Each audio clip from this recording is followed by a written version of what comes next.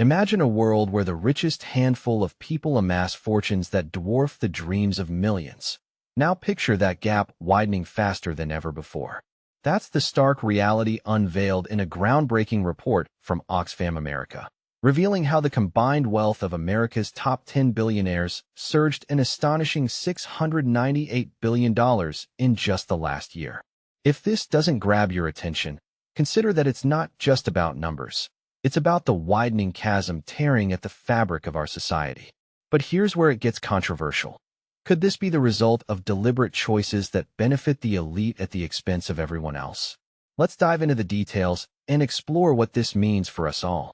According to this eye-opening report, published just this Monday, the Trump administration's policies are poised to push U.S. inequality to unprecedented levels.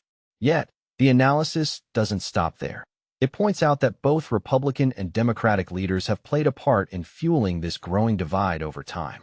To put this in perspective for beginners, think of it like a game where the rules keep getting tweaked to favor those already winning, leaving others struggling to catch up. And this is the part most people miss. The bipartisan nature of these decisions means no single party can shoulder all the blame, sparking debates about shared responsibility. Digging deeper into the data, researchers drew from Federal Reserve figures spanning from 1989 to 2022.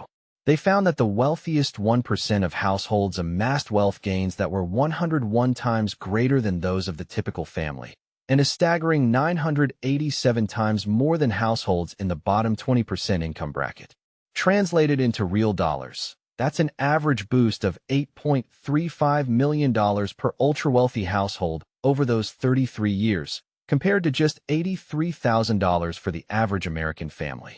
For those new to these concepts, this highlights how compounding advantages, like better access to investments or tax breaks, can create exponential disparities, much like compound interest in a savings account, but tilted heavily in one direction.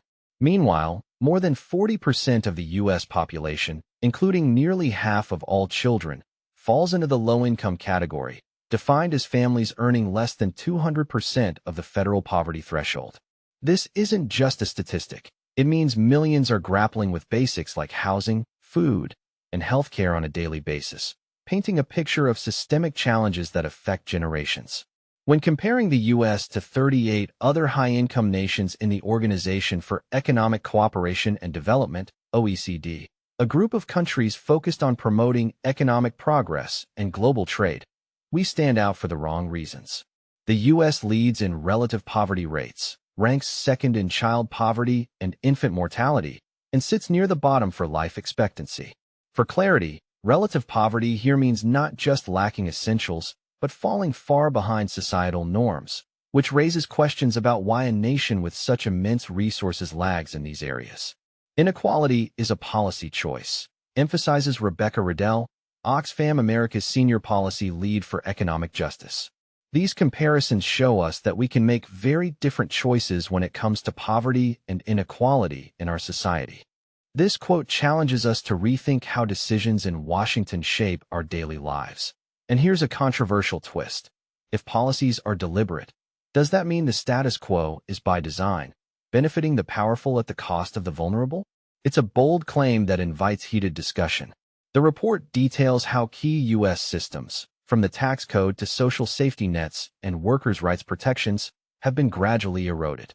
This erosion allows amassed wealth to morph into concentrated power, creating a cycle that's hard to break. For example, think of how tax loopholes might let corporations keep more profits, which could otherwise fund public services like education or infrastructure. Ideas that seem fair on the surface but perpetuate imbalances when unevenly applied. Enter Donald Trump's One Big, Beautiful Bill, enacted by Congress in May, a move the report describes as one of the single largest transfers of wealth upwards in decades, through tax cuts favoring the rich and corporations. But over recent decades, it's not been a solo act. Policymakers have been choosing inequality, and those choices have had bipartisan support, Riddell notes. Policy reforms over the last 40 years, from cuts to taxes and the social safety net, to labor issues and beyond, really had the backing of both parties. This bipartisan aspect is particularly provocative.